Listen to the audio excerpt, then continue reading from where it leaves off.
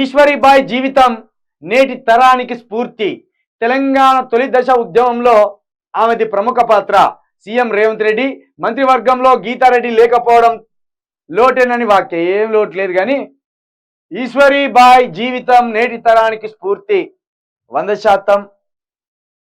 జట్టి ఈశ్వరీబాయి తన పేరు, జట్టి ఈశ్వరీబాయి. నిజానికి కూడా ఈశ్వరీబాయి జీవితం స్ఫూర్తిదాయకం. ఇతర మహిళలు ముఖ్యంగా ఇతర మహిళలు ఆమెను స్ఫూర్తిగా తీసుకోవాల్సిందే. చిన్నతనంలోనే భర్త చనిపోతే పుట్టిన కూతుర్ని పెంచి పెద్ద చేసి ఒక ఉన్నత స్థాయికి చేర్చిన మహోన్నతమైన వ్యక్తి, ఒక స్ఫూర్తిదాయకమైన జీవితం ఈ ఈశ్వరీబాయి గారిది. ఈశ్వరీబాయి గారి తల్లి పేరు రాములమ్మ, తండ్రి పేరు బలరామస్వామి. ఒక దళిత కుటుంబంలో జన్మించింది. వీళ్ళ తండ్రికి 7 సంతానం, 6 మగపిల్లలు, ఒక అమ్మాయి. 13 సంవత్సరాల ఏజ్లోనే ఈశ్వరీబాయి గారికి వివాహం జరిగింది. ఇక్కడ హైదరాబాద్లో ఉన్న కీస్ హై స్కూల్లో ఉన్నత విద్యని అభ్యసించింది. 13 ఏళ్ల వయసులోనే పూణేకి సంబంధించిన లక్ష్మీనారాయణ అనే ఒక ఉన్నత కుటుంబం చెందిన వ్యక్తికి ఈశ్వరీబాయినిచ్చి వాళ్ళ తల్లిదండ్రులు పెళ్లి చేయడం జరిగింది. పెళ్లి చేసిన కొద్ది కాలంలోనే ఒక అమ్మాయి పుట్టింది.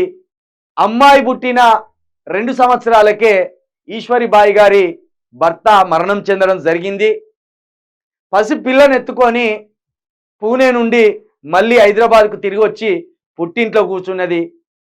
పుట్టింట్లో ఒట్టిగా ఉండకుండా తను చదివిన చదువుతోటి సొంతంగా పనిచేయడం, వామపక్ష భావజాలం కలిగిన వ్యక్తిగా రిపబ్లిక్ పార్టీలో తర్వాత కాలంలో చేరి ఒక శాసనసభ్యురాలిగా కూడా ఎదిగింది. ఆ తర్వాత కూడా అంబేద్కర్ వాదిగా, ఒక వామపక్ష వాదిగా ముందుకెళ్ళింది. ఈమెవరో కాదు చెప్తే అందరం ఆశ్చర్యపోతాం. గీతారెడ్డి గారి తల్లి, మాజీ మంత్రి గీతారెడ్డి గారి తల్లి.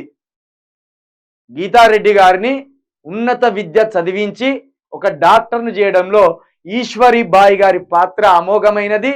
ఈశ్వరీబాయి గారి త్యాగం అమోఘమైనది.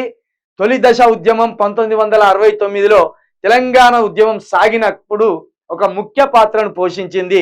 మహిళగా, ఒక దళిత మహిళగా, ఒక దళిత కుటుంబంలో పుట్టిన మహిళగా. దీన్ని బట్టి తెలంగాణ ఉద్యమంలో అణగారిన వర్గాల పాత్ర ఏ స్థాయిలో ఉన్నదో మీరు అర్థం చేసుకోవచ్చు.